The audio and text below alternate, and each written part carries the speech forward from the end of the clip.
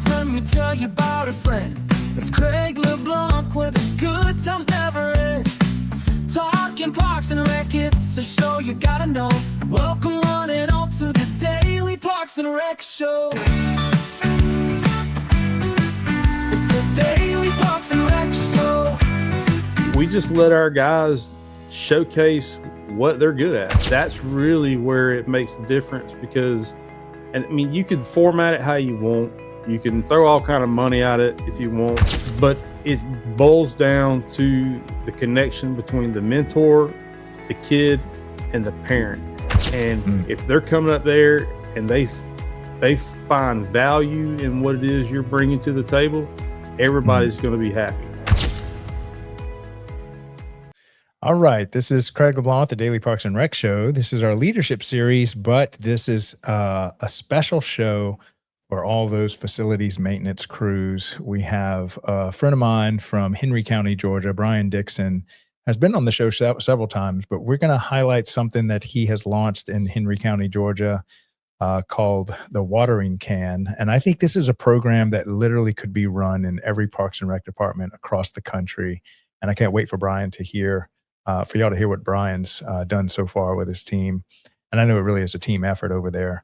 But it's just such a great program. And I know we're always looking for valuable programs to the community. I can't think of a more valuable program that actually helps put kids on the right path for strong careers within parks and recreation, which is what we're always looking for, and kind of expose people to what it's like to work inside the Parks and Rec department on the facilities maintenance side. And of course, we said many times on this program, along with pretty much every Parks and Rec person, that half of the effort and money and manpower is spent on maintaining this multi-trillion-dollar real estate portfolio that would collapse without our Parks and Rec professionals keeping it going. So it's going to be a great conversation today. Let me go ahead and do the lineup real quick. So the 12 noon time slot is booked all the way Monday through Friday, just with leadership series, thanks to John, Papa J out in California, picking up our Friday show. And then that brings us to our 1:30 time slot. On Mondays, we have our Smart Parks Forward show, where we talk about cities becoming smart cities and how all this new infrastructure is now being able to be controlled through apps and your desktop for your splash pads and parking lot lights and baseball field lights. And so that's a really good show if you're interested in the technology side of Parks and Recreation. That brings us to Tuesday. If you're in the military and you have been doing some type of rec sports or something, then you're very familiar with MWR, which is essentially the Parks and Rec department of the military bases, 300 globally. And John Prue, our very gifted, talented host, has been doing this for 40 years. And so he produces a great program every Tuesday at 1:30 p.m. Eastern, and it's called On the Front Line, the Military Rec Show. That brings us to Wednesday with Bryan's team. Henry County, Georgia, one of our oldest programs, decided that they wanted to launch something called the Rec Room, and we partnered with them to pick a topic inside of Parks and Rec and really go deep on it, whether it's master planning or facilities maintenance, or you just pick a topic and they just pull the curtain back and you get to see how the whole team handles that festival or that 5K or that Halloween celebration. And so that's been a really good show. That's a monthly show, second Wednesday of every month. And then also with Henry County, Georgia, Thomas White launched a great show called Safe Spaces and Green Spaces, where we talk about the mental health equation and how Parks and Rec help with mental health in their community. And so that's on the first Wednesday of every month. Then that brings us to Thursday, and that is our oldest show outside of the leadership series with Aaron Locks. It's called the Youth Sports Mastery, and where we talk about rec sports and how important rec sports is to the early development of a child, whether they're going to be a future D1 athlete or whether they're just going to be like the next great engineer. I think all of us have spent time on a little baseball league where we learned how to lose, how to win, love for the game, and we build a little community and friends that stick with us for a lifetime, and just really highlights the importance of rec sports. And so if you're an athletic director or a programmer in sports, or even we have some great coaches, some world-renowned coaches that have been on there, and some professional athletes that come on that show. Pretty much all things rec sports every Thursday at 1:30 p.m. Eastern. That's called the U Sports Mastery Show. And then if you are a young professional in Parks and Rec, and you're trying to get your bearings straight or get connected or just learn about what it means to be a young professional in the Parks and Rec industry, we have a show every Thursday, 5 p.m. Eastern time. Also, if you're an intern or if you have a strong internship program and would like to come brag on your internship program, also if you're a professor that teaches in the university for Parks and Rec degrees, those are all the types of people and guests that we have on our Young Professionals Network show. And then that brings us to our latest edition, which is the Aquatics Life with our host, Wesley King, who has got to be one of the most knowledgeable people in all things aquatics. The Aquatics Lives have been running, I think, for 8 or 9 weeks. That might be our 9th week coming up this Friday. If you haven't watched that and you're in aquatics, I promise you are going to get something out of it. They are producing some amazing evergreen content that you could watch episode 1 through 8. And somebody in your department is going to get something out of it. So that's our lineup. And we actually have 3 new shows that we're adding to the 3 p.m. time slot. So the 1:30 p.m. time slot's full. 3 p.m.'s getting ready to be full as we try to build out this 24/7 loop, nonstop content, all about parks and recreation. It is growing faster than I ever expected. All right, before we bring Bryan back on stage, we're going to play our little transition video that kind of ties all the shows together and then replay our 500th episode. So, Carla, why don't you go ahead and hit that, and we'll come back with Bryan and start our conversation.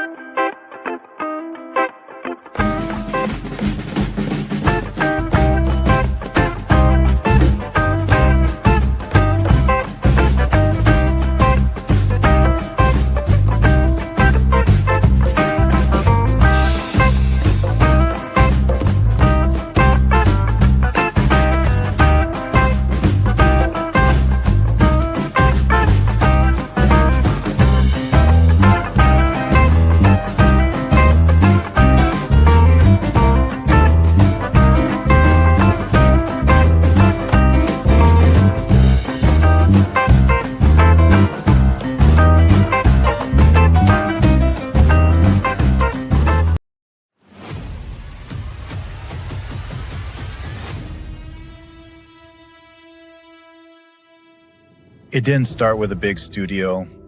It didn't start with a massive audience. It started with a simple idea. One conversation, one camera, one episode. Back then, DPRS Media Network was just a vision. No guarantees, no roadmap, just a purpose. To tell stories that mattered. Stories from the Parks and Recreation community. Stories of leadership, passion, impact, and the people making a difference every single day. Episode by episode, that vision began to grow. More conversations, more voices, more people who believed in what we were building. What started as a show became something much bigger. A place where people felt seen, a place where ideas were shared, a place where the Parks and Rec community could connect, learn, and inspire one another. And today, we celebrate a major milestone. 500 episodes, 500 stories, 500 moments, 500 reasons to keep moving forward. But this is not the finish line. This is the beginning of our next chapter. In the months ahead and in the years to come, DPRS Media Network is growing into something even greater. We are building something truly special for the Parks and Recreation community. Something designed to bring people closer, to create stronger connections, to open new opportunities, and to continue serving the people who inspire everything we do. We are also expanding our reach through new partnerships, working with organizations who believe in our mission, partners who share our vision for community, leadership, and impact. And beyond the screen, we're showing up in more places than ever before, attending conferences, meeting leaders face-to-face, building connections that strengthen our community. Because DPRS has never been just about content. It has always been about connection. To everyone who has been with us, from episode 1 to episode 500, thank you. This milestone belongs to all of you. Here's to how it all started. And here's to everything still to come.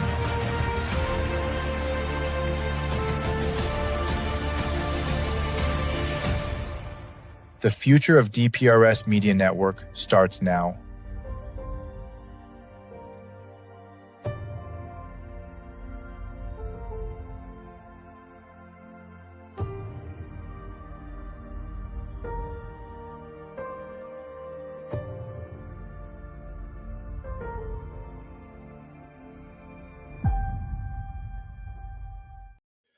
All right. You made the highlight reel a couple times there, Bryan. I saw that, man. Thank you for that. Your team is incredible, by the way. I always enjoy watching all of that. So Yeah. Chris does an amazing job. He's truly is a digital artist. But he's so immersed into the Parks and Rec story. I mean, he edits hundreds of hours of videos, so he's got a lot of material to work with. it's awesome. I enjoy it. Yeah, every time I see it. Yeah.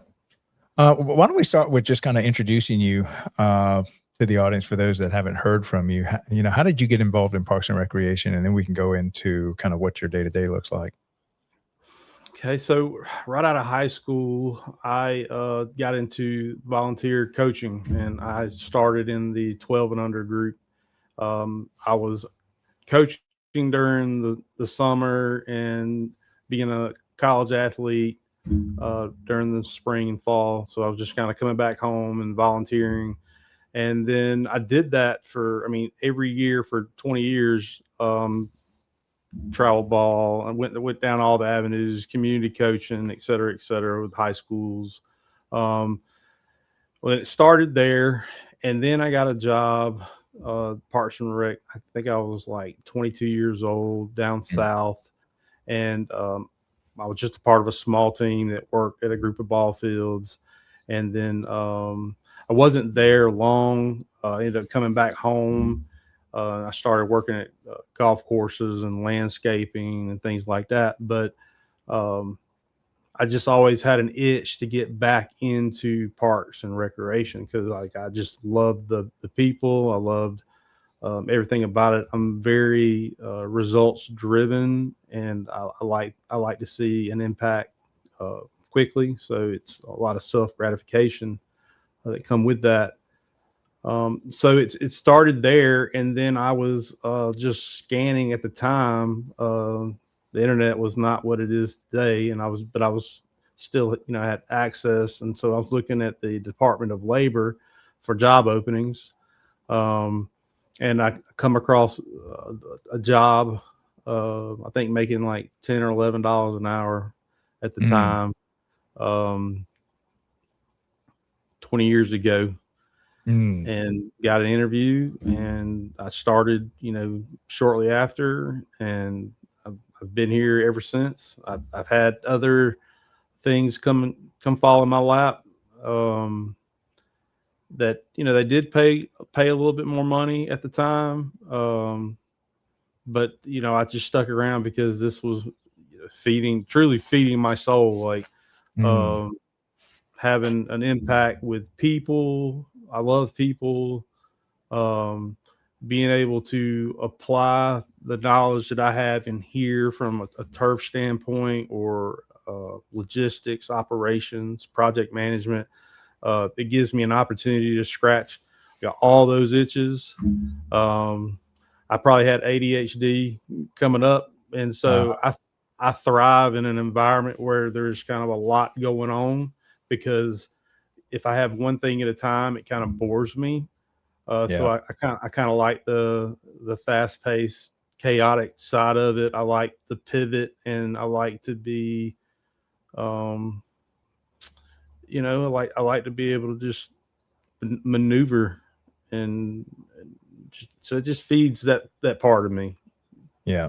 The money comes a little later. Not that we're all sitting over here rich or anything, but I'm able to support my family and do the things that I need and still, still enjoy my own recreation. And so for those that aren't in facilities maintenance, how would you describe your kind of day-to-day job and what you do? Because I think you're over all things facilities maintenance, and that entails setting up for special events, keeping the grass cut, keeping pretty much the parks looking beautiful. Is there anything about facilities maintenance that you kind of don't do, or you pretty much it's all under you? No, I mean it's pretty much all under me. I mean everything from cleaning toilets to bathrooms to cutting the grass to spraying the chemicals to setting events to writing scopes for projects that JP tasked me to do. We've done 3 renovations, working on my 3rd renovation right now of some older parks. Mhm. So writing those scopes, being a part of the project team down there, make sure that all the vendors understand what's going on and make sure that they all work together. Um, so yeah, I mean, there's not much that goes on with Henry County Parks and Rec that I'm not aware of. Um, Mhm. Although I may not have a direct, like my fingerprints may not be on it directly, but in some Mhm. form or fashion, we may be delivering tables or tablecloths for you that day. Right. And that could span not only from just like Parks and Rec community events. There's a lot of other departments within our own county that also depend on us. We get tasks from other departments all the time. One may be to go help clean a cemetery up, like an old historic cemetery. Mhm. Or we may, have to go take tables and chairs for one of our state court systems that's having something at their facility that day. So it's very broad. It's not always just Parks and Rec. It's more about serving our community, but also serving the internal community that is Henry County Mhm. workforce. Yeah. So the way I look at kind of your position, at least in my head, I put it in 3 different buckets. You've got maintaining the facilities, keeping them clean, keeping them usable. Like you said, cleaning bathrooms, keeping the floors clean, cutting the grass, that kind of stuff. So it's just regular maintenance going on. And I guess that also includes like the break and fix stuff, like if a light bulb goes out, you'll kind of fix that as well. But then I didn't realize it was actually through talking to you, the workload that's put on y'all just for festivals and special events and setting up and the day of and tearing down. So we can talk about that. And then the third one that's often under your umbrella would be the project management. It's where you're kind of tearing down an old playground or at least helping manage the contractors that do that. Is that kind of the 3 buckets, or is there a fourth one or fifth one that I'm missing? Yeah, I mean that's pretty much all the hats that I have to wear right there, and I'm sure there's maybe a couple that we're not thinking about right now, but Right. you have to be flexible and you have to be willing to pivot, and you have to have thick skin. So Yeah. So when it comes to maintaining the facilities, so you have all the grass cutters and equipment and trucks and trailers and all that whole population and all the skills that do that, and then all the equipment that does that. How would you describe kind of what it is to just let's say that was the only thing you did was maintain facilities? How would you kind of describe that? so yeah, I mean it's a team. So I'm gonna give you the nuts and bolts of it. So Mhm. we basically have, say, like 6 crews of 3 to 4 people, and they show up at this location, which is a brand new facility here. We hadn't had it Mhm. long, but they show up here in the morning. We have a morning meeting every morning with my leadership team and the guys that are in the room, and it's day to day. We have a schedule that we're trying to maintain, and we also have special requests. So um, athletics will go one way. They're responsible for going to get all our fields drug and get all the bases set to whoever's playing that evening. Mhm. Maybe it's adult softball, or maybe we're setting up for a tournament over the weekend. And then there could be special events, that's popped up in the middle of the week, or maybe it's a Friday or Monday. We're just setting it up or taking it down. We got a group of guys, and now they're going out there and making sure that that's what they do. But then our grass cutters come in. They get their assignment. They know what park they're going to. They show up at the park, and then on the way to the park, they have a 3-minute conversation about where they're going, what the game plan is, and so they get to the park and they show up, they do their assignments, take their lunch, they come back. They come back a little early, but it's only because I won't allow them to fuel up items in the morning. So they go back and they fuel up in the afternoons. And then they'll come back and they'll start having that conversation about what tomorrow looks like. Now, how do y'all push those workflows or those work orders through your system? You use like a digital iPad kind of thing where I'm sure you have a never ending stack of work orders that you have to push through your whole system, right? Well, so yes and no. So we operate a few different ways. There's a few different ways. So one, we have a schedule, an active schedule that we have crews that have 3 to 4 parks that they manage for the week. So they know and understand that every morning that they're going to go do a trash and bathroom run. And then whatever part that they finish at is going to be the part that they're going to start maintaining, cutting, blowing, and all that for the day. And we try to manage that in a way that each park is no further than maybe 10 or 15-minute drive from each other. So they have kind of like their own little clusters. I tend to get a little long-winded sometimes, Craig. Yeah, no. So, but yeah, I mean, go ahead. Go ahead. No, go ahead. What were you saying? Do y'all ever mess with the concession stands, or is that kind of up to a different department? No, we try to stay out of concession stands. There's nothing in there for us. If there's something that goes out, electrical outlet or something trips or whatever, they will send an email, and then we'll put a work order into our facility maintenance team, which is a completely different department, and then they'll kind of prioritize what's going on, and then they'll come and fix it. From a work order from our standpoint, we will receive work orders from associations that kind of manage and govern the leagues that are going on in their park. If something happens, if it's something we can do in-house, like it's a quick field renovation, my team will go out and we'll renovate. If it's something with lighting, that's something that I got to get a vendor involved with, then we kind of manage that, get quotes, submit, wait for POs to roll off, and then the work will begin. And then a lot of it is just a phone call, and it's having to make it up as you go, because you never know what's going to be thrown at you for that day.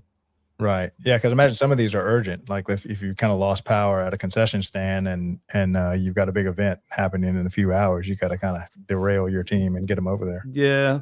There's not a lot of work orders that come to me in more of a formal manner, because a lot of it is a text message, a phone call that's got to happen like right now.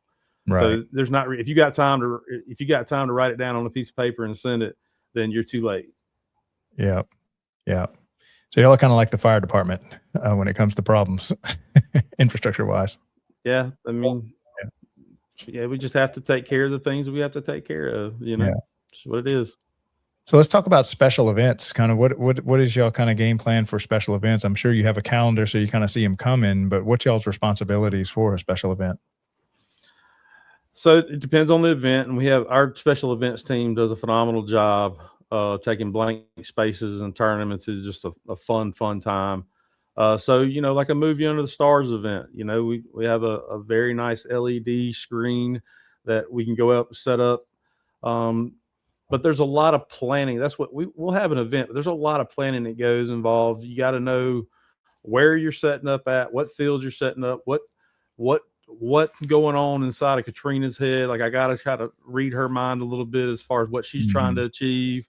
We talk about the site. She handles a lot of that, but then it's literally the way we work is if you got a request, you need to put it on the park's calendar, because we come in so early. I go to my calendar daily. I see if anyone's added anything that needs to happen or what the request is. They have a detailed list in there. Sometimes they can put a diagram in there if it's a a larger event that requires tables and chairs and in a different kind of way. Um, it's a lot of calendar based stuff, and it's a lot of technology, but allowing us to be able to communicate via text message, phone, email, and having all those apps streamlined across all your devices. I mean, it's just,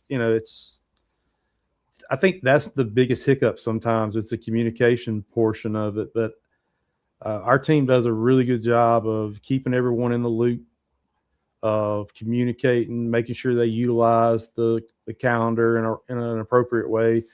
And that doesn't mean we don't have some things that don't get left off. And that doesn't mean that we get off at 3 here. That don't mean that at 2:45 that we're not getting ready to have to pull 2 to 3 more hours just because we made a mistake, and we got to make sure that no one else knows we made a mistake. Right. So it's and that our team's very good about pivoting and not having knee-jerk reactions and being very thoughtful in the way we approach everything that we do, truthfully. Yeah, so big shout out to Katrina. That's who runs y'all's special events side of the equation. And now sometimes she throws some kind of minor construction projects for some of these celebrations and festivals and such.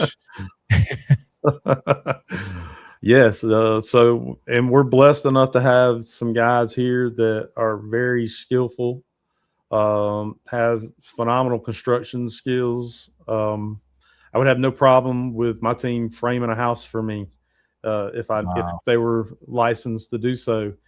There's really never any projects that are too big or too small for them. I think that's what amazes me the most is their overall attitude about taking on new projects, because it's very easy to sit here and say, well, we got a schedule, we're working on stuff, we got things to do. But it's never that. It's always, it's about a quality repair in a timely manner and doing it with a smile. Like it's truly phenomenal to watch. Yeah. So then that kind of brings us over to our project management side. So this is something that's not a little service call like replacing a receptacle or something. This kind of is an official project, whether you're kind of redoing a community center or bathroom, or even if you're just like painting a room or something, all the way up to like redoing a whole playground or maybe doing some larger construction projects. What are kind of the smaller things that you would call project management? And then what's kind of the largest project that y'all manage? So I'll start in reverse. I'll start with the largest and then maybe work to the smallest. So the largest, for example, would be like something that we're currently doing, or the last 2 major ones we've done. It would be going into a park, Warren Holder Park, and it would be my team completely demoing everything that you see. It would be all the fences, all the score boxes, dugouts, concession stand, literally demolition everything, shoving it all into roll-offs, making sure we have the right permits, working. Sometimes these parks are not necessarily county parks or county maintained, but maybe the city owns them, making sure that we always have a good, positive relationship with the city, making sure we have our permits, make sure they understand what's going on, make sure our stakeholders feel like they're a part of the project.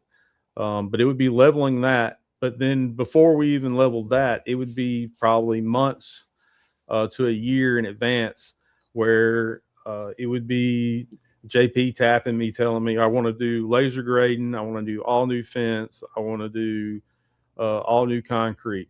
And then we'll look at it from an ADA standpoint first. We want to make sure that anything that we build back new not just fits the ADA standards, but exceeds the ADA standards.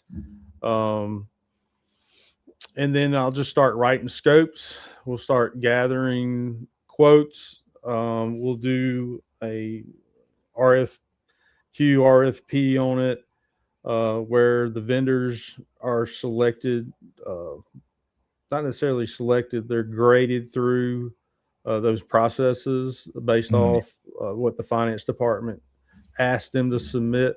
Um, and then they go through all that and they'll grade them based off of their qualifications. And it's a vetting mm, system, is what it is. And based off of their grades, then the county will open up, the bids, look at the amount of money that they've suggested that the project costs. mhm, If if you have, because you hear this all the time too, and for the record, uh, county government don't always take the lowest quote or the lowest mhm, bid and do the work. It's a grading process. Um, and so sometimes, like, you're in a situation where it may cost 100,000, 200,000 more dollars, but you've graded this company and said that they're, the standard, and they're going to do you a good job. And so you're tied to these processes, mhm, just the way that it goes down in the handbook here. mhm. Um, And then what's um, on the small side then? so the small side would be something like, Something you hey, can do we in-house with your yeah, I current labor? mean, something like, yeah, hey, we need to go pour a slab for a batting cage, or there's a curb over here that's been busted. Let's go back in and form that up, and let's trial it out right and get it back right. Or um, maybe it's just one field has the lips have kind of come up, and the playing surface is hard and the grass is kind of grown in a little bit, and my team can go in and just kind of provide a renovation on that field to get it, playable for the year. You can get out Mm, any type of, kind of change the direction of water flow and those type things. They obviously would do any type of demolitions. Those are the kind of the smaller things that I would consider. yeah, Um, Anything that can take 3 days to a week is a small project. Anything that's going to take right, months and months and months and months, that's, it's got a lot of money involved in it. Uh, yeah. Big projects. Okay, so I think we've done a good job describing, every park department in America has their own Bryan Dixon, basically doing the same thing, just keeping the place running, keeping it beautiful, keeping it functional, and, building out new projects. And so if you're new to the parks and rec industry, this is definitely a great career path. And so we're going to take a little short commercial break, but when we get back, we're going to talk about the watering can, which is a great idea, run through their programming on how we kind of reach out to and train and offer opportunities for the next generation of young Bryan Dixons that hopefully will call Parks and Rec home, similar to how Brian did. Um, all right, so during our commercial break, we're going to highlight Outdoor Link and the National Academy of Athletics, both great companies, great sponsors of our shows, and the media company that we're building for the Parks and Rec industry. Outdoor Link helps you become a smart city. So just how we've all gotten accustomed to having smart homes where our cell phone can turn on lights and open garage doors, turn on the AC. So imagine if your entire city's infrastructure was tied to something similar, to where you could control your splash pads, your bathroom door locks, your um, parking lot lights or baseball field lights, and it could all be on a simple app that your entire department could use, and so much more of an efficient way than turning on disconnects or sending keys to coaches and stuff like that. And so a really great company. If you'd like to learn more about that, just hit me up on LinkedIn and I'll get you in touch with Dave Ramirez, who's kind of running that whole team for the Parks and Rec community. And then that brings us to the National Academy of Athletics. So if you have, let's just say, one program that you're really not staffed up for, let's say you're already doing soccer and baseball and football well, but the community wants to run a pickleball league or wants to run a flag football league or volleyball, or maybe you need help with your after school care. So his company partners with Parks and Rec departments to basically run for them with the coaching staff and everything, to just do a turnkey relationship and run whatever you don't want to run. And they've been doing this nationwide for quite a while. It's a really great company. And they were actually our first ever sponsor. And they also help us produce the Youth Mastery Show, Youth Sports Mastery Show. So, Carla, why don't you go ahead and play those two, and then we'll come back and finish up our conversation with Brian. In today's parks and recreation industry, communication, safety, and efficiency go hand in hand. That's where Outdoor Link comes in, delivering smart technology that empowers city departments and community planners to do more, smarter. Outdoor Link's platform connects and automates everything that keeps your parks running smoothly, from lighting and locks to signage, water features, Wi-Fi, and digital advertising. Control and schedule park lights for safety and energy savings. Remotely manage facility access. Coordinate fountains and splash pads. Provide public connectivity.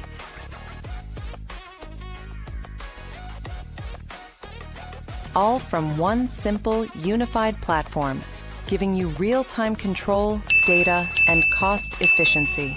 For parks and recreation agencies, that means safer spaces, smarter resource use, faster responses, and stronger community engagement. And behind every great park story is great infrastructure.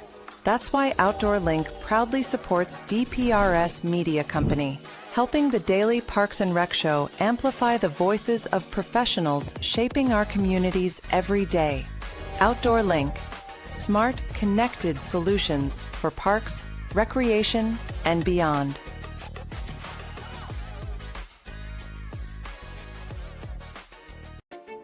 They say it's just rec. Just rec, where kids learn to try again. Just rec, where confidence begins. Where teamwork, effort, and fun matter more than trophies. It's not about perfection. It's about participation. It's not just rec. It's where kids learn to love the game and themselves. It's just rec until they learn teamwork for life. It's just rec, but it's everything to them.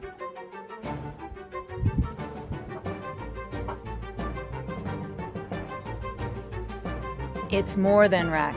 It's a movement. It's just rec until you realize it's shaping the next generation. Together, we're not just running programs. We're building a culture of confidence, connection, and community. Join us.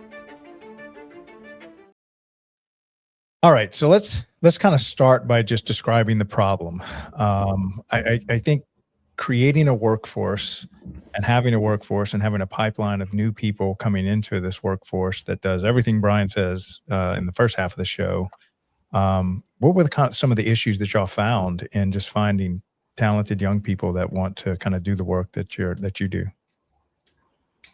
I would say that not necessarily looking for anyone that has the trade, but finding good people, and then teaching them everything that I need them to know.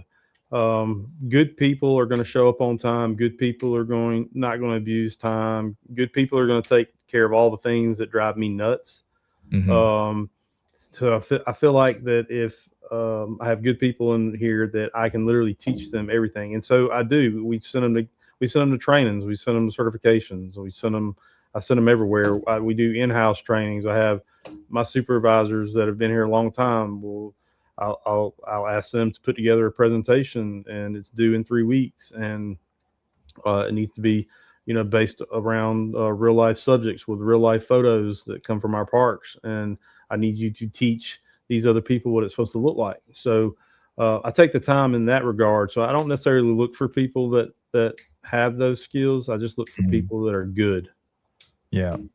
Yeah, it's because really, I think almost everything that y'all do can be on the job training. So if you're just a good person that shows up on time and is, wants to be there, then you can pretty much give them the skill set just by teaching them through the actual projects that are coming across your desk.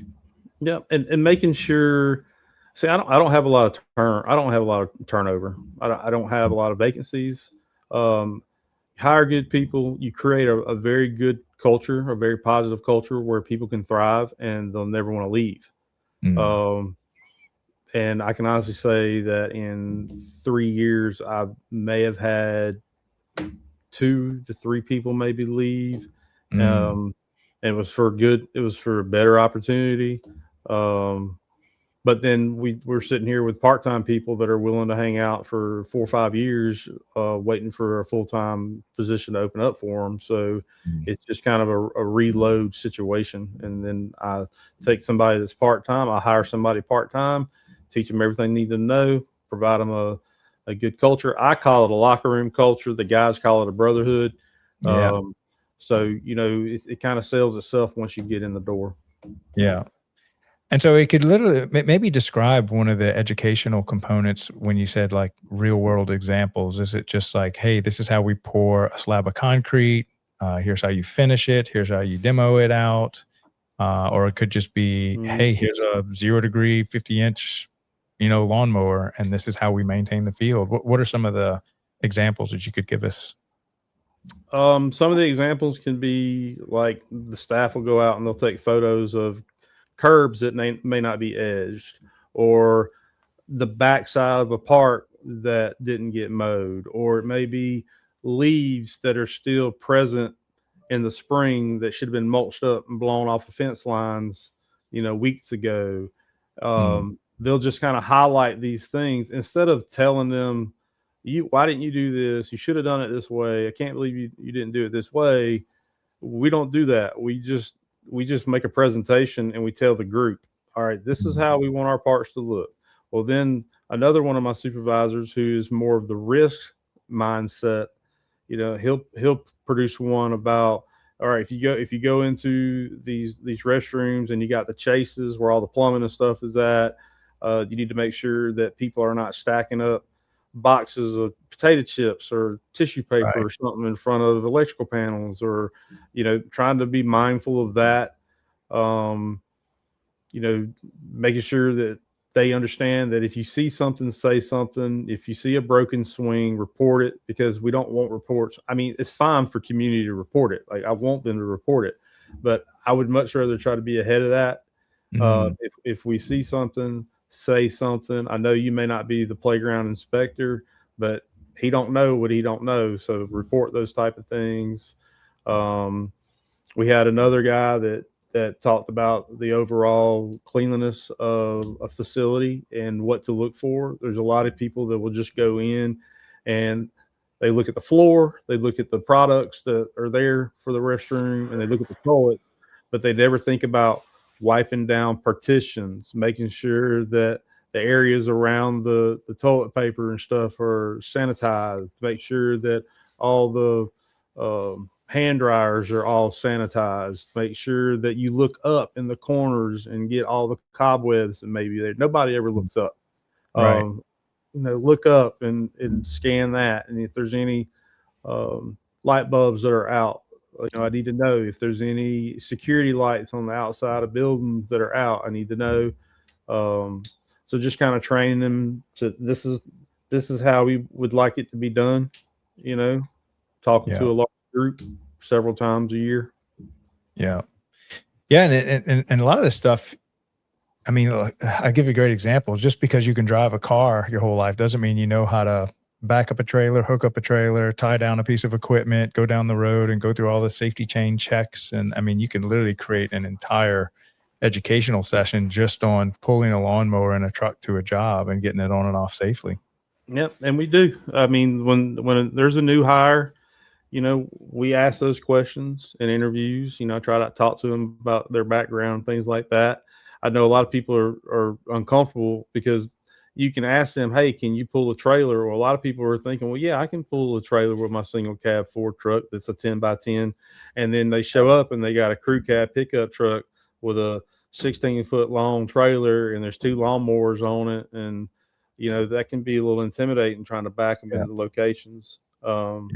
So we try to teach people, like, we'll say, I don't want you driving on the road, but when we get to the park, what I want you to do is I want you to drive around the park in this truck, in this trailer, and just I mean, it takes 5 minutes just to swap seats, let them drive around the park, let them get comfortable kind of pulling it, let them feel the weight behind them. Yeah. And then, we really allow them to tell us when they feel comfortable. And it's funny because it's almost like like a competition. It's like, you know, give me 3 weeks and I have it figured out, Yeah. and, before too long, I'm sitting here at the end of the day and I see people driving that I haven't seen driving before. So Yeah. Oh, it's that's fun. neat. It's fun to watch. Yeah. All right, so let's talk about this watering can. And by the way, I think this could be one of the greater programs that's ever been launched inside of Parks and Rec. And it's crazy that, at least to my knowledge, I don't think there's anything else like this in the country that I've heard about. I don't know if you heard of anything similar inside. No, there's no one doing this. We've literally, me and Thomas and JP have been all over kind of the Southeast, talking about it, to different agencies. We actually got brought in from a different agency that's a neighbor of ours, that had heard about it, and they thought about it more as a team building activity for their staff, because unintentionally that's kind of what happened. Is there was a young lady that worked the front desk. She had an idea for a mentorship program. She brought that up in front of Thomas. She had a different idea about it, but then Thomas got involved. Thomas well enough to know. Yeah. He got involved, and then the next thing I know, I'm being snatched into a meeting, and he throws it in my lap and says, "You want to do this?" And I'm like, "Sure, why not?" And then I think that's half the battle. A lot of people are so scared to say yes, and take on something different and something more. But he brought that to me. We said yes, and then that's where the magic really started happening. Because I took it kind of as like an educator would take it. I brought my team together. We talked about a lesson plan. I wanted to see something on paper. Let's throw around ideas. What can we do? What do we have to offer? What is our skill set? And we took a hard look at what our essential functions were. And then we realized, oh man, okay, so we can carve out, like, not necessarily one career out of this. We can carve out like several careers out of this based off of what skills that we're teaching here. And so year one, I think we allowed like 20 seats in the room, and it was phenomenal. The planning of the lessons, the brainstorming sessions that staff had to endure, really brought about the culture that we have in the room, because it forced people of different mindsets to come together for a common goal, and that was a program that a lot of these people they didn't have children, but yet now we're asking them to be a mentor to a room full of them. And I was really happy with staff. They really grabbed the bull by the horns, and I mean, they made every lesson, every session. So the watering can breaks down all summer, and it's once a week, and it's our staff coming in after hours. Okay. No compensation, right? So that's like a Tuesday. Yes, a Tuesday from 7 o'clock to 8 o'clock. They got 1 hour, but the guys typically kind of come in maybe 30 minutes, 45 minutes earlier, because they got to get their minds right for what they're getting ready to go through. Because we don't run summer camps, right? Right. And so, they're in their game planning, and it's great because they meet each parent at the door. They have great conversation with the parents. They tell them, you feel free to leave them, feel free to come be a part of it yourself. And so they make that connection individually from day one. We'll have a school let out on a Thursday. We'll have a meeting on a Sunday, and then we're starting our first program on Tuesday. We'll roll it every Tuesday until 4th of July. We give everybody that week off, for a lot of people are vacationing. And then we'll pick right back up after the 4th of July, and we'll run it till the week before school lets out. We'll have a Sunday graduation ceremony, recognizing the kids in front of their parents. We bring in guest speakers. I've had 3 different guest speakers from the executive director of the Georgia Superintendents Association, Tim Busick. We're actually going to partner with him. I don't want to give away too much, but we're going to partner with the Georgia Superintendents Association in 2027 and do something probably even bigger for the state along the lines.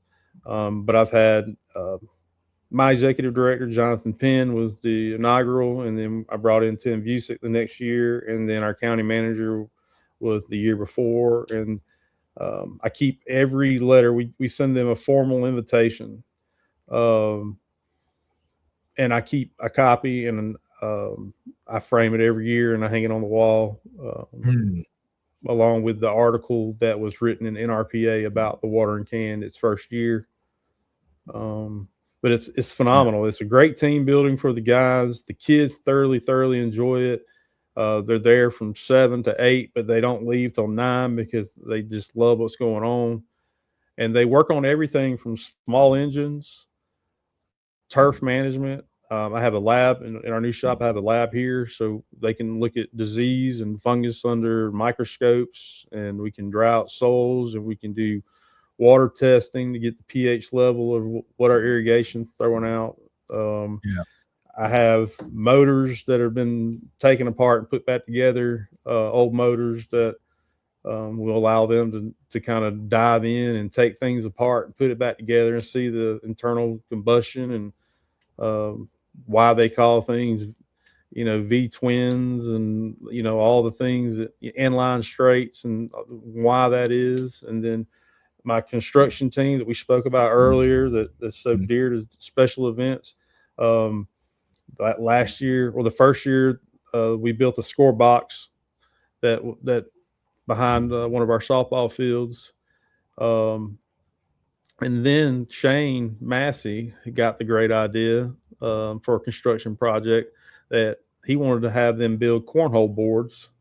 And so the kids love that because they ended up walking out of there with cornhole boards and the things that they had built.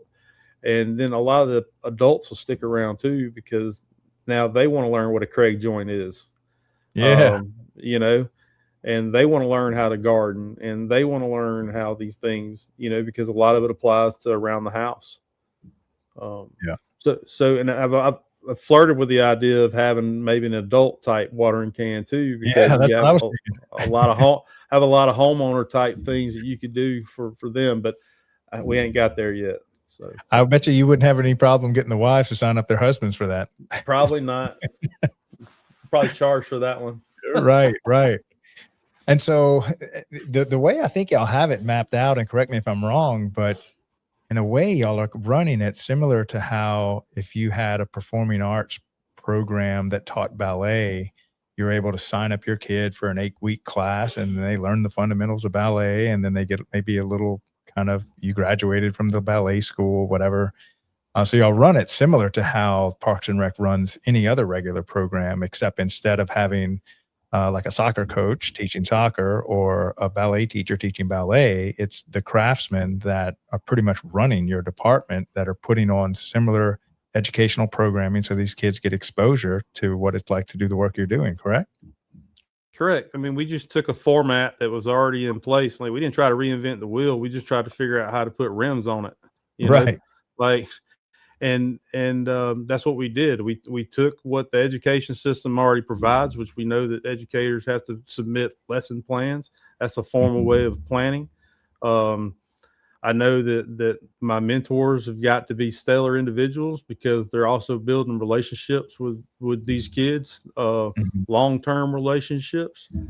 And if I was going to teach somebody sewing, I'd probably want to keep a head count and names and stuff of all the information and keep a list going, and that kind of helps us monitor the kids. And then we just let our guys showcase what they're good at. And that's really where it makes the difference because, and I mean, you could format it how you want. You can throw all kind of money at it if you want. But it boils down to the connection between the mentor, the kid, and the parent. And if they're coming up there and they they find value in what it is you're bringing to the table, everybody's going to be happy. I can't tell you how many people have come up and said, I didn't know that's how you plug a tire. I didn't know that's how you change a tire. I didn't know that's how you get all the information off the tire. I didn't know that there was a difference between a cold PSI and, a summer PSI. I didn't, Right. there's all these, and these are adults. And, and it's grown from about 20 to about 50 kids. There's probably around 60ish people in the room with the adults. And then, we have a lot of people that just bring their younger siblings, and we manage that too. It's a lot of fun. It really is. I would.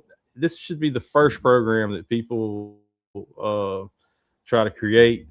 I understand that our maintenance department can be full of grumpy old men sometimes. That we're stuck in our ways. But if you can convince them that there is a greater good to this, and you're passing that torch, because the first thing that the grumpy old men are going to say is, I can't find anybody that knows anything, how to do anything, and nobody wants to work. Well, we got to pass that torch. We got to teach things that aren't being taught. We got to teach them. So if you can find the right people to have an open mind, you will reap the benefits of it over and over and over and over again. Yeah. Yeah. And I can speak a little bit on this. I was in a former life, I was a master electrician, and I have those same grumpy old men that when you ask them so show me how to wire a panel, or how do you kind of, do the amp loads and stuff on it, it's like a switch flips in their mind, and they go from doubters and haters and grumpy old men to they become this like teacher, because now they're teaching what they're dedicated their life to and what they're passionate about. And now you're like, okay, where did that grumpy old guy go? Because now he's almost like become this person, like you said, that's just passing the torch. But and I want to speak to my younger generation here, because that's a double-edged sword. Okay. You got to be able to welcome people as they are. And I understand there's a generational gap between a lot of, and I'll say like my mechanic and a 25-year-old guy that's just breaking into the Parks and Rec game. My mechanic may be sending you photos of grass clippings that you parked the lawnmower and it's piled up on the front of your thing. And that 25-year-old may be like, man, he's such a jerk, man. All he does is ride me, da da da da da. But what the 20-something doesn't have is the experience that my mechanic has, that has seen lawnmowers go up in fire, and we're not just able to go buy a new one. And so that's my job, is to try to make sure that I am the person that can bring that generational gap closer together.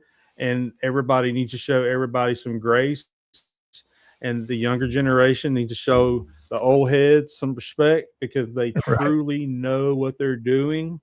And there's no sense in trying to reinvent that, because a lot of them old heads, the reason they do it the way they do it is because they've done it wrong a bunch of times, and they figured out this is how to do it. Yeah. So it's a two-way street there. The old heads have got to be able to open their minds, and the younger guys have got to be able to be open enough to listen to someone and take them as they are. Okay. Yeah. And I remember back when we would beat our heads against some electrical problem, and one of our older guys that was, 50, 60-year-old master electrician, they would just walk straight up to the problem after we had been beating our heads against it for sometimes days. Nothing beats that experiential knowledge of, like you said, they've seen it done wrong so many times in their own career that they just know how to walk straight to the problem because they've seen it before. I told my mechanic probably 2 weeks ago, I said, Kevin, you're the only person I know that can walk up to an engine, pull the oil cap off of it, smell it, and say it's the right blinker. Yep. I mean, that's just, they just have a knack for it, Yeah. Yeah. Well, our electricians used to tell this story, and it was, I don't know if it's made up or not, but there was this old master craftsman They were trying to fix this big industrial engine and they just couldn't fix it. And he goes out and he listens to it and he hits it with a hammer and it starts spinning up and it's humming. And he sends them like a $50,000 bill. And they were like, and this is, like a multi-million-dollar engine in a big plant or something. And they're like, well, you were only there for 5 minutes. He's like, I want an itemized report. And he was like, $25 for striking the engine, $40,000 for knowing where to strike it. That's right. That is correct. Yeah, I agree. absolutely. Yeah. Well, man, look, I would love to try to find a way to kind of highlight what y'all are doing and just get the word out through the media company, because I think it's just like you said, this should be one of the first programs that departments, and this is an area that program is never created on. I mean, there's zero programming for facilities maintenance like you would see in sports or, any of the other stuff that we run programs for. Well, so it's literally grown to such a phenomenal rate that it's really led more by my maintenance team now. I've kind of taken a step back, but I am present, which frees me up to be the cameraman. There you go. I'd be more than happy to video, send it to your team, let you guys cut it up how you want, and help us promote this thing across the nation. Yeah, absolutely. And then I know Thomas is probably dragging you to state associations to kind of speak on it. Is he still kind of doing that? Yeah, I think we're headed to Florida this year. We're definitely going to have to go to GRPA. NRPA's in Philly. I don't think we got any speaking opportunities there this year, but that's okay. Thomas keeps us very engaged. And then I've dabbled in, I also am a part of another organization called SFMA, which is Sports Field Managers Association. Yeah. And I have a seat on the board there. So I'm the park representative for the state of Georgia. So I have to go to different events throughout the year for them also, and network, meet people, talk to people, and, just kind of have that conversation. I love people, man. So that's what I'm doing, so. Yeah. Well, fantastic, man. Thank you so much for coming on the show again today. Hopefully we get to hang out again like we did in Louisiana. And, man, I look forward to it. Fantastic. Well, hey, the invitation still stands. If you and your wife ever want to come down to New Orleans, you got a place to stay, man. We need to hang out. Man. I appreciate that. She's got some things up her sleeve right now. She's planning something, and I can't quite put my finger on it. But I think she involves maybe a cruise ship somewhere. So we'll have to see where we're moving, where we're porting out at or something, man, and see what's going on. I think she likes the casinos, huh? She really does. She's really good at them, actually. So we got a good casino here downtown.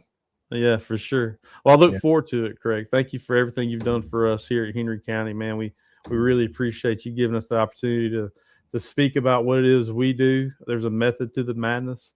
And we appreciate you guys allowing us to have your platform to speak that on. Yeah, we'll definitely help get the words out, because y'all are doing something special there, and we want to share that with the rest of the country. So appreciate you doing what you do, and thanks for coming on the show again today. Thanks, man. Y'all have a good time, man. We'll see you.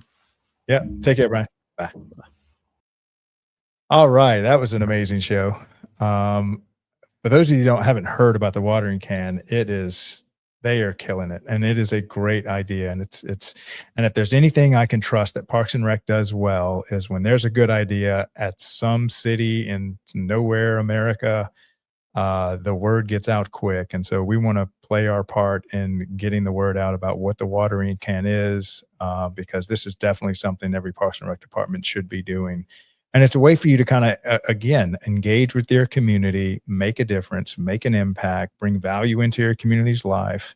And in this way, give them a strong direction on their career path. And they get to meet the Parks and Rec professionals that, for the most part, stay hidden.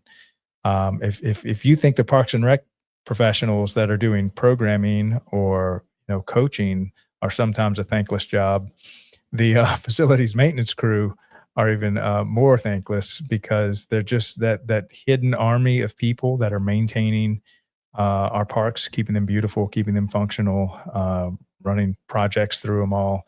And that's easily half of the manpower and the money spent in Parks and Rec is on the facilities maintenance side. Go re-listen to the first half of the show. And that's going on in every city, every county, every state park in America, nonstop. And so it's a very gifted, talented, giving workforce. And Bryan has found a way to turn that into a program that you can offer high school kids and really get your community in touch with that side of Parks and Recreation. So great work, Bryan. I look forward to helping get the message of the watering can out, and maybe even producing a bunch of episodes about how you can get started in your own community around that. If you'd like to learn more about it, hit me up on LinkedIn. I'll get you in touch with Bryan, and maybe you can even attend one that they're doing. I want to say they run these every summer.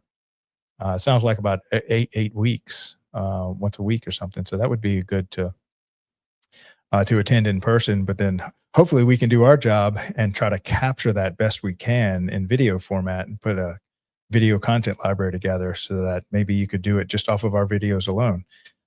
So really appreciate the work you're doing. And big shout out to Henry County, Georgia, JP over there, the director, Thomas White, the whole team over there is just amazing. If you'd like to see more about Henry County, Georgia, on not just the facilities maintenance side, we do produce the Rec Room second Wednesday of every month, 1:30 p.m. Eastern.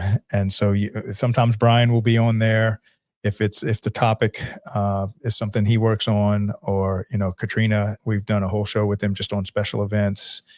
We've done a lot of stuff with Kevin over there with their athletic department side. And so they produce a great 12 shows a year with us. Another one of the great shows that we are privileged and honored to highlight and help produce. All right, so that's all I have for y'all today, but hang tight. We do have, today is Thursday, and Thursday is our Youth Sports Mastery Show with host Aaron Locks. Always a great show. If you're an athletic director or a young athlete or a coach or a sports official, Aaron gets some of the best people across the country to come on that show and highlight the work that's being done through the rec departments doing rec sports. This is a big chunk of Parks and Rec. Some people think that's the only thing Parks and Rec does. Of course, with this show, if you've watched it anytime, Parks and Rec is so much more. But youth sports is a big chunk of what Parks and Rec does. That's all the baseball fields, soccer fields, all the indoor sports, basketball. I mean, you name it. That's all under the Parks and Rec department, going across countless community centers and sports fields. And so we have a whole show dedicated to that starts here in a few minutes. So hang tight, go grab another cup of coffee, cup of water, and stay tuned. We'll be right back with Aaron Locks and the Youth Sports Mastery Show. That's all I have for y'all today. Love y'all. See y'all again tomorrow. Thanks a lot. Bye. In the parks and recreation industry, attention is limited, but influence is everything. Every day, thousands of parks and recreation professionals make critical decisions. Decisions on infrastructure, programs, technology, and vendors. The question is your brand part of that conversation? DPRS Media Network was built to answer that question. We are a dedicated media ecosystem focused exclusively on the parks and recreation industry in the United States. Through a network of daily and weekly shows, we inform, connect, and influence this audience. Our distribution spans multiple platforms: LinkedIn, Facebook, YouTube, X, Instagram, plus email campaigns, newsletters, podcasts, and live event coverage. This is not a single channel strategy. It is a multi-platform media engine. Today, our network reaches over 214,000 connections, including 51,000 on LinkedIn, 64,000 on Facebook, nearly 40,000 email subscribers, and thousands more across podcast and social platforms. While some audiences overlap, our true value is not just reach, it is relevance.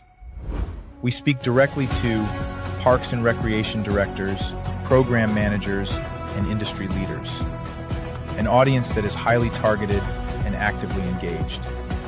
Through DPRS Media Network, your brand integrates seamlessly into this ecosystem.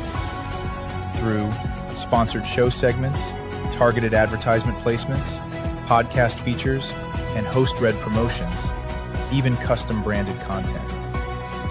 Not as interruptions, but as part of the conversation. And we don't just operate online. We attend over 15 major parks and recreation conventions each year, reaching more than 24,000 professionals in person. Through live shows, interviews, and on-site media coverage, we position our partners at the center of the industry. Every piece of content we produce is amplified across our entire network. Multiple shows, multiple hosts, multiple platforms. Your message doesn't appear once, it multiplies. This is more than advertising. It is strategic positioning within a trusted media network built specifically for the parks and recreation industry. If your goal is to reach decision makers, build credibility, and stay top of mind, then it's time to partner with DPRS Media Network. Apply for partnership or sponsorship today. Let's position your brand where the industry is already paying attention. Are you a vendor, brand, or service provider ready to connect with the heartbeat of local communities? At DPRS Media Co., we tell the stories shaping parks and recreation across America. Through podcasts, live streams, videos, and newsletters, we reach frontline leaders, city directors, and decision makers every single week. From youth sports and facilities to programming and policy, our audience is your audience. Sponsoring or partnering with DPRS Media Co. puts your brand in front of the professionals who build, budget, and buy for their communities. Launching a new product? Growing your presence in public spaces? Targeting cities, counties, or departments? DPRS is your trusted media partner. Whether you're in software, turf, aquatics, robotics, smart cities, or special events, partnering with DPRS puts your brand in the story. With commercials, interviews, social campaigns, newsletters, and live shows, we're your media team. Partner with us and grow your impact in the $200 billion parks and rec industry. DPRS Media Co. Stories that move parks and rec forward. Your audience is here. Let's meet them.